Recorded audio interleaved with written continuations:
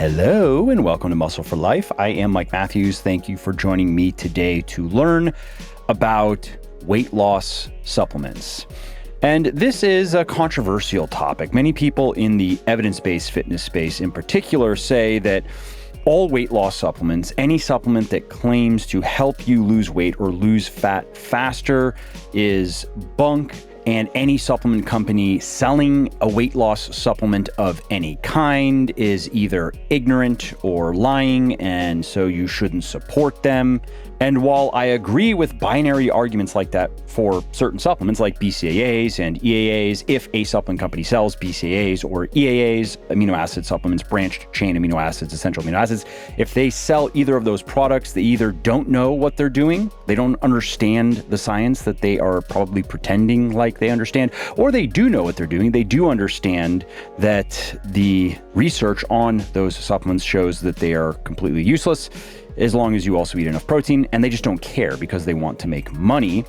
However, I don't agree with that take when it comes to weight loss supplements. I agree that most weight loss supplements, maybe even the vast majority of weight loss supplements out there, are more or less or even completely useless and contain ingredients that have been proven to be ineffective. So not even ingredients that are just under-researched or unresearched, but have been proven to not help humans lose weight. Maybe they help rats, I'll get into that in this podcast, but not humans. However, an objective review of the scientific literature does turn up certain ingredients that can help you lose fat faster. Now, often the problem with products that contain those ingredients are how those products are marketed, the promises that are made. Often the marketing claims are exaggerated, are completely extravagant. The products are never going to work nearly as well as the people buying them think or are expecting them to work. But that is a problem of ethics and a problem of messaging, not a problem that is inherent to the ingredients themselves or the type of supplement, a weight loss supplement. It depends what's in it and how is it being sold, what is being promised. And so in this episode, I'm going to share with you 7 supplements that have enough high quality evidence in healthy humans to warrant their use as a quote unquote weight loss supplement. Okay, so let's start this episode with a disclaimer of sorts. You don't need any weight loss supplements to achieve your body composition goal, even if you are trying to get absolutely shredded, just as you don't need any supplements whatsoever, any sports nutrition supplements to achieve your body composition goal, to achieve your health goal, to achieve wellness goals. You can get into great shape, great health, great well-being without any supplements whatsoever. However, if you have the budget and you have the inclination, there are certain supplements that can help you do those things faster, and in some cases, deliver some additional benefits that are difficult or impossible to get through just eating whole foods, because there are certain things, certain types of mushrooms, for example, like reishi mushroom, you're probably not going to eat. Spirulina, you are probably not going to eat.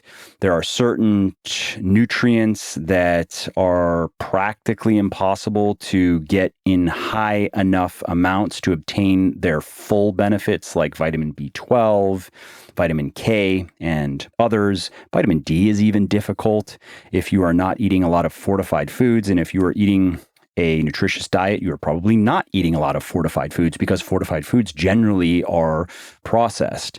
And as far as weight loss goes, of course, a calorie deficit is what drives weight loss. That is consistently eating fewer calories than you burn. That is how you get leaner, and exercise can help with that by preserving muscle. So if you're training your muscles while you are restricting your calories, that will help you retain the muscle that you've built or even gain muscle if you are new to resistance training. Also, it will burn calories, which helps you maintain that calorie deficit. And then cardiovascular exercise is also great for burning calories. You burn more calories per unit of time doing cardio than weightlifting. So in an ideal world, if you want to maximize your fat fat loss. You are going to maintain an aggressive but not reckless calorie deficit. Let's say eating anywhere between 20 and 30% fewer calories than you burn every day. You are going to eat plenty of protein. That's going to keep you full. That's going to help you retain muscle or build muscle. You are going to do at least 3 hours of strength training per week, at least 3 1-hour sessions per week. And let's say at least an hour or two of walking every day. So something around 10,000 steps per day. And in addition to that, let's say 1 to 3 hours of moderate intensity cardiovascular exercise per week. If you do those things, you can lose fat rapidly, healthily, and without having to deal with many of the negative side effects associated with dieting incorrectly, with crash dieting, for example. If you do what I just said, you are going to be hungry from time to time, especially as you get deeper into a cut. That is inevitable, but you will never be ravenous. You shouldn't have any major issues with cravings because, of course, you can include yummy little treats in your meal plan as often as you want, so long as you don't allocate more than maybe 10 to 20% of your daily calories to those things. You can also take breaks from your diet now and then. Let's say you've been dieting consistently for 4, 5, 6, 7, 8 weeks, and you're feeling a bit run down. You are a bit hungrier than usual, just in general, a little bit crankier, lower energy. Maybe your sleep has gotten a little bit worse. Take a break for a week. Bring your calories back up to your maintenance level, so the approximate number of calories you are burning every day. Erase the calorie deficit, basically. Most people do that by just adding some carbs back into their diet, and do that for 7 days or 10 days. And chances are, by the end of that 1 week-ish period, you are going to be feeling better again, and you can get back to your cut. You can go back into the calorie deficit and just rinse and repeat that until you reach your goal. So that is the 20% that gives you 80%, really probably, let's say 90, maybe even 95% of fat loss. Now, supplements. Why add supplements into the mix, and what can you expect from the best fat loss supplement regimen? Well, the why is the right supplements are going to help you lose fat faster. They do work. Now, the effects are smaller than somebody wanting to sell you these supplements would probably admit, but it can help. And there are also a couple of supplements that can help reduce hunger and reduce cravings, which just helps you better stick to your diet, which of course speeds up your results over time and also just makes the process a little bit more enjoyable, or maybe just a little bit less painful. Now, in terms of bottom line results, I think that it is fair to say that with a good fat loss supplement regimen, you can lose anywhere from an extra 1/2 pound to a pound of fat per month. Not per week, but per month. And I know that doesn't sound very exciting. That is not going to sell very many fat loss stacks. But I do think it is an accurate expectation, a realistic expectation for most people. And it allows you to decide whether you want to bother buying the things I'm going to talk about and swallowing them every day. Now, one thing I will say personally, and also just having heard from and worked with so many people over the years, the additional fat loss, I think, becomes more meaningful when you are lean, wanting to get very lean, for a couple of reasons. One, you are dealing with stubborn fat. That is fat that is harder to mobilize and burn than other less stubborn fat stores in the body. I don't want to go off on a tangent on that. So if you want to learn about that, head over to legionathletics.com, search for stubborn fat, and you'll find an in-depth article that I wrote. I'm sure I've recorded a podcast based on that article as well, so you can find that stuff over at legionathletics.com.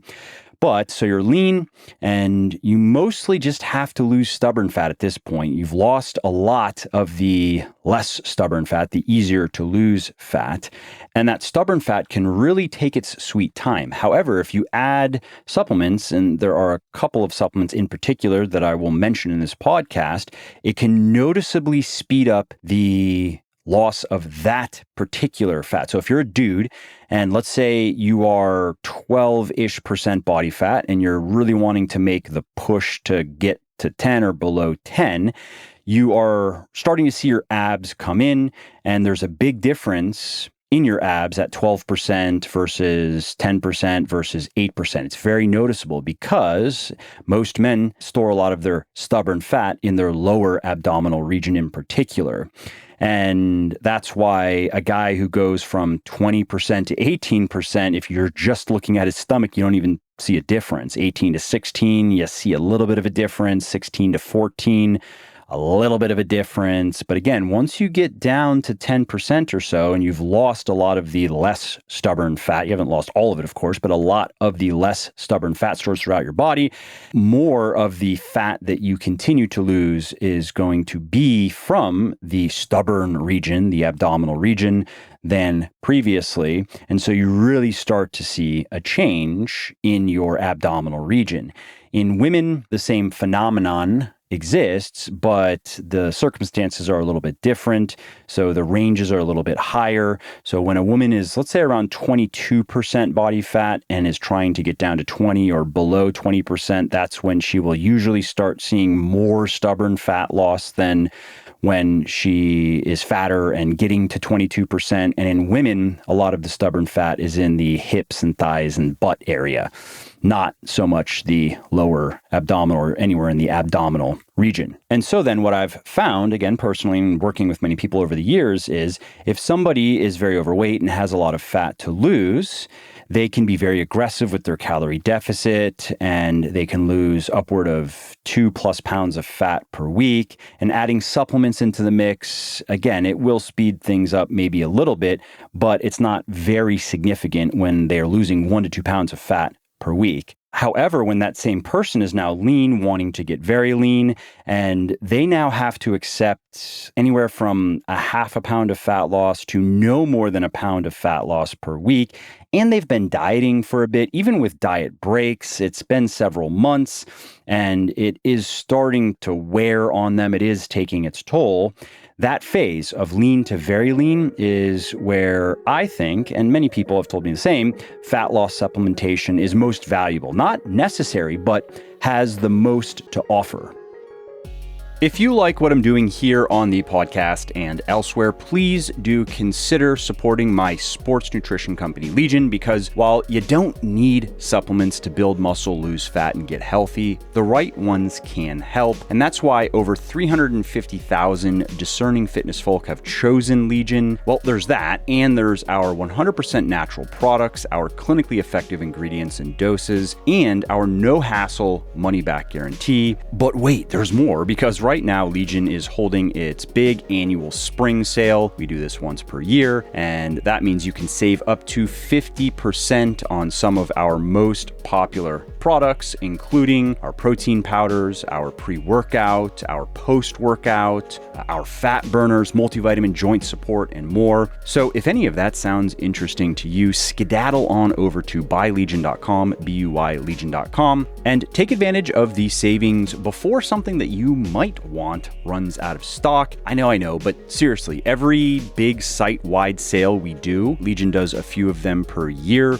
results in at least a flavor or 2 or 3 or a product variation or 2 or 3 running out of stock. And we've tried to prevent that from happening with fancy software that does fancy analyses, but those analyses were never right. And so now we've just accepted it. We do our best to keep everything in stock, but every single time there's some inexplicable surge in demand for certain flavors, certain variations. And so all of that is to say, again, just head over to buylegion.com now, lock in your order, lock in your savings, and enjoy.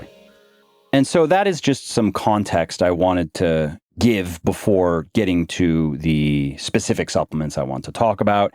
And let's start with caffeine, of course, because everybody loves caffeine. It is a central nervous stimulant. It can increase metabolic rate. That can help you lose weight, lose fat, because you are now burning more calories. That makes it easier to maintain a calorie deficit. However, what you may not know is if you use caffeine regularly, research shows that the metabolic boost gets smaller. And so technically, if you wanted to maximize caffeine's metabolic benefits, you wouldn't just use it every day. You wouldn't take hundreds of milligrams every day for weeks or months or years on end. You would cycle your use. So you would maybe use up to 500 milligrams, maybe 1 to 3 times per week, maybe before your most difficult workouts, or you'd have less than that every day, maybe 100 to 200 milligrams per day for a week or two, and then you would stop for a week or two. And I think that those are scientifically sound recommendations, but not very practical because we like our caffeine. I like my espresso, and I do not like decaf espresso. I mean, it can be okay, but it is never quite the same. And so have your caffeine every day if that's what you most prefer. If you don't care and you're willing to have it maybe just 2, max 3 days per week, or you are willing to have it every day and then not have it for 1 to 2 weeks, then you can do that. But if that does not work for you, then just have it every day. But understand that the metabolic benefits do shrink with continued use, especially continued use of large amounts. All right, the next supplement on my list is one of my favorites, and it is yohimbine, which is a naturally occurring substance that is found in several types of plants that are native to Central and Western Africa, including the bark of the yohimbe tree. Now, the details of how yohimbine speeds up fat loss are kind of technical, and you can learn more about them in that Stubborn Fat article and podcast that I mentioned earlier over at legionathletics.com. But the gist is yohimbine, it has some stimulatory effects, so there's a metabolic boost, but the primary way it helps you lose fat faster is it deactivates a mechanism in fat cells that prevents them from being mobilized, from releasing their fatty acids, which then can be burned. So in a sense, yohimbine, it kind of helps take the brakes off of fat loss. So your body's natural fat burning mechanisms and chemicals can work more effectively. And research shows that it is particularly effective at targeting the stubborn fat cells that I was talking about earlier, the fat cells that are just resistant to your body's fat-burning chemicals.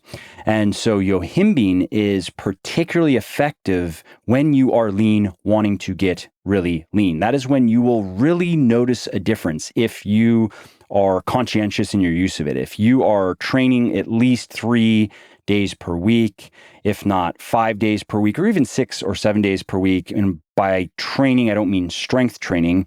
I mean a combination of strength training. So you're doing, let's say, 3 to 5 strength training workouts per week and doing anywhere from 1 to 3 cardio workouts per week, and you are doing your walking. If you include yohimbine in that regimen, and if you are using it at least 3 times per week, if not 5 or 6 or 7 times per week, which you can do, you are going to lose fat faster, and you are going to lose stubborn fat faster if you have gone from lean to very lean at least once, if not several times, without supplements. And then you add caffeine, which appears to be synergistic with yohimbine. If you add caffeine and yohimbine, just those 2 supplements, you take them together into a cut from lean to very lean, I promise you, you are going to notice how the stubborn fat disappears faster. So if you're a guy, your abs are going to show, and then eventually the skin's going to get thin. And if you're going really low, you're going to start seeing ab vascularity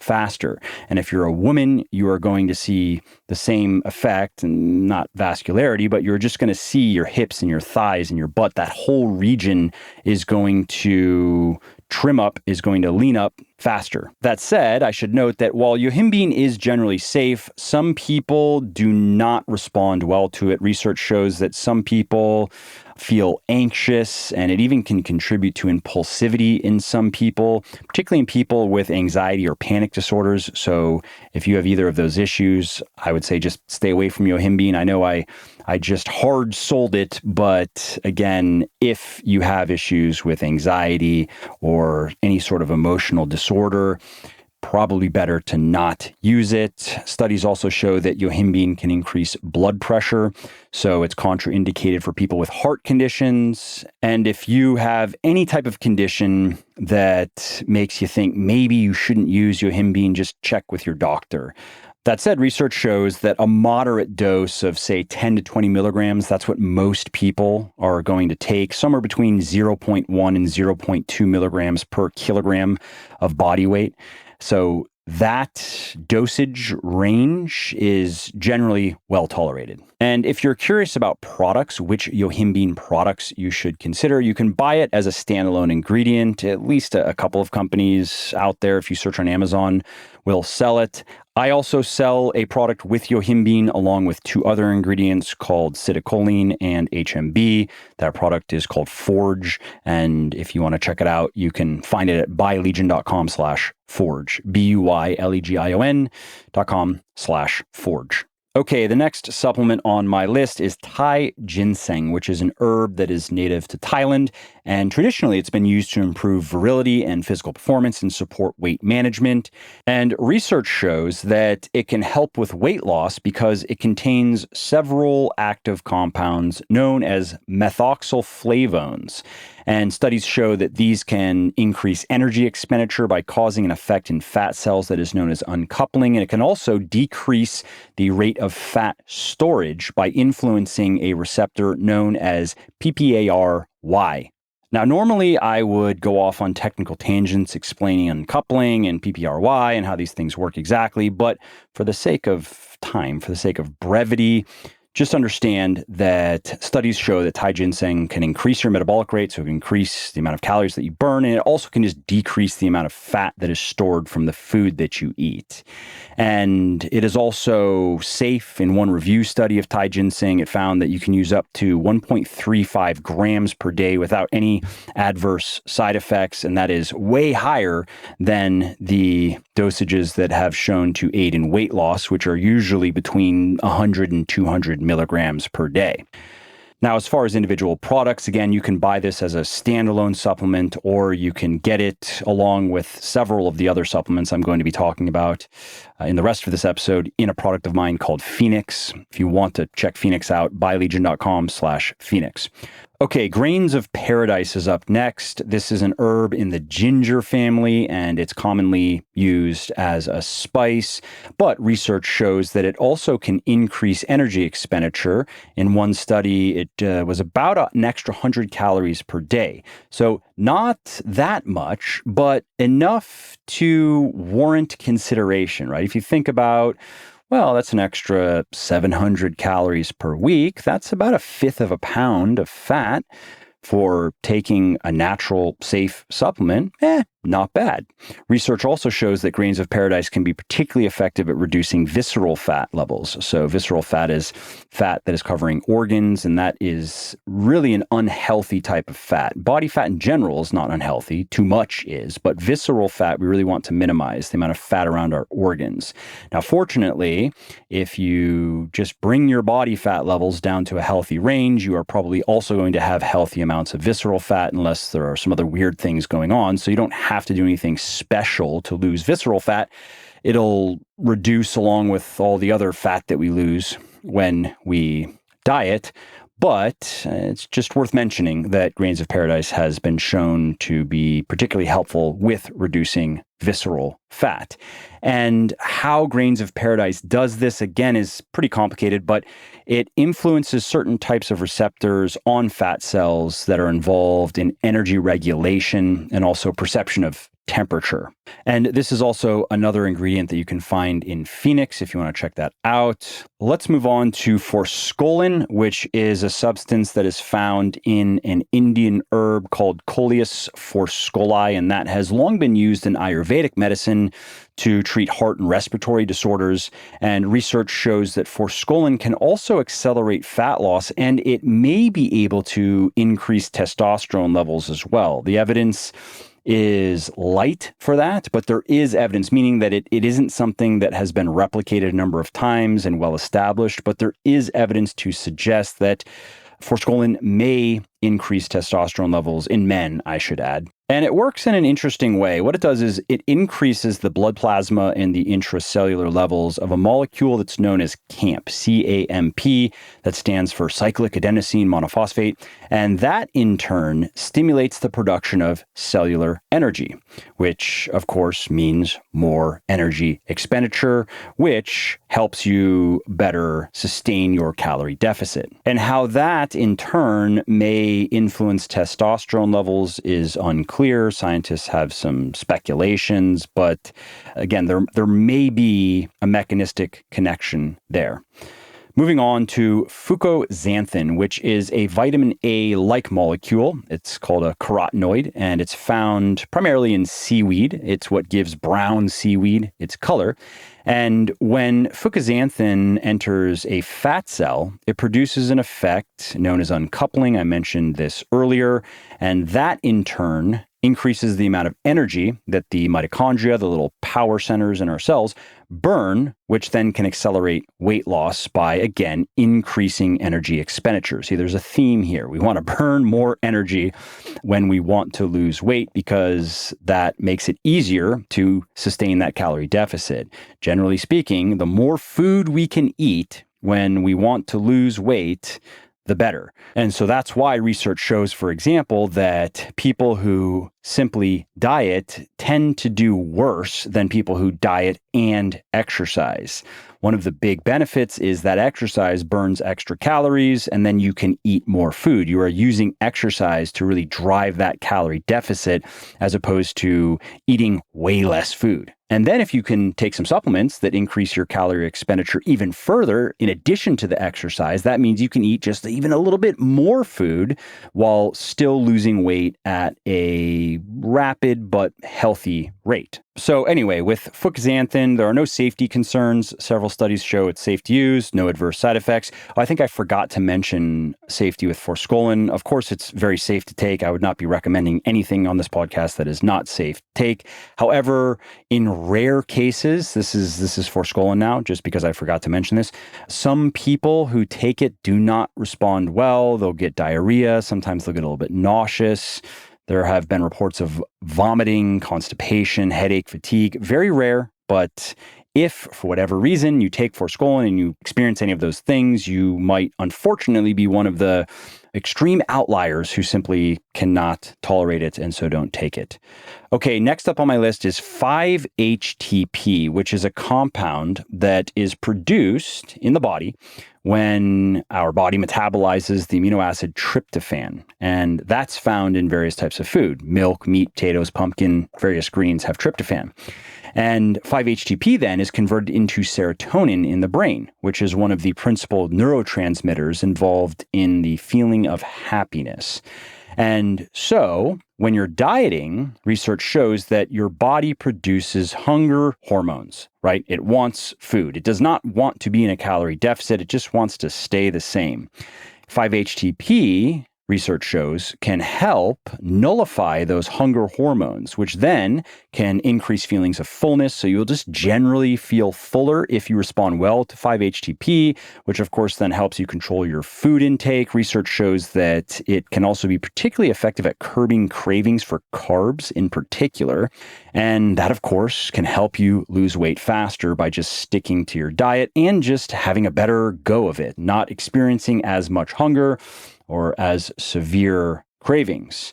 And 5-HTP is perfectly safe for most people. However, if you take large doses, like more than 600 milligrams per day, you may experience some negative side effects. But for weight loss purposes, you would take 100 to 200 milligrams per day. There's no reason to take 600 milligrams, so just don't do that.